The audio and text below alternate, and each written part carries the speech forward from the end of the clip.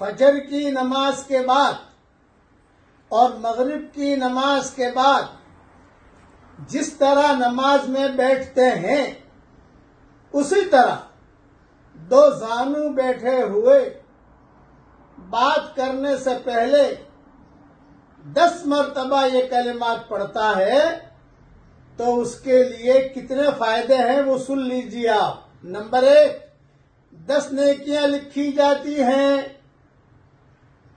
Number 2، 10 گناہ مٹائے جاتے ہیں۔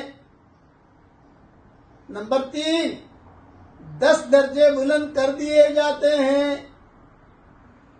نمبر 4، ہر ناگوار اور ناپسندیدہ چیز سے محفوظ رہتا ہے۔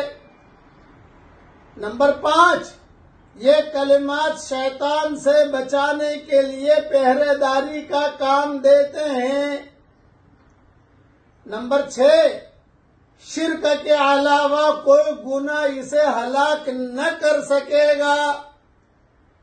نمبر 7، اور ہر کلمہ پڑھنے پر اسے ایک غلام آزاد کرنے کا ثواب ملے گا۔ اب وہ کلمات میرے ساتھ پڑھ لیجئے، اپنی زندگی کا معمول بنا لیجئے، 24 گھنٹہ ٹینشن فری۔ بس یہ کلمات ایسے ہیں، اب پڑھیے میرے ساتھ۔ لا الہ الا اللہ وحدہ لا شریک لہ لہ الملک ولہ الحمد یحیی و یمیت بیدہ الخیر وَهُوَ عَلَى كُلِّ شَيْءٍ قَدِيرٌ۔ ترجمہ بھی پڑھ لیجئے۔ اللہ کے سوا کوئی معبود نہیں، وہ اکیلا ہے، اس کا کوئی شریک اور پارٹنر نہیں، اسی کے لیے بادشاہت ہے اور اسی کے لیے تعریف ہے۔ وہی زندہ کرتا ہے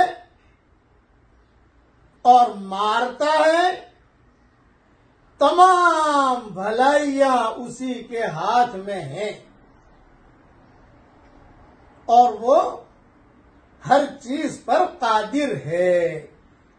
یہ مضمون ترمذی، مجمع الزوائد، ترغیب ترہیب سب میں ہے۔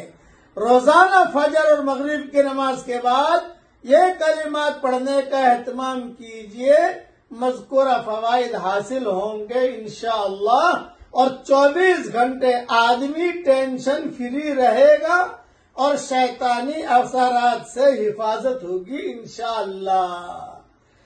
یہ ڈھگوسلے جو پیر ہوتے ہیں نا، یہ کالی مرغی لاؤ، لال مرغی لاؤ، کالی بکری لاؤ، یہ بکری لاؤ، یہ چکر میں مت پڑھو، یہ پڑھیے آپ، بس ان سے انشاءاللہ 24 گھنٹہ فری رہو گے۔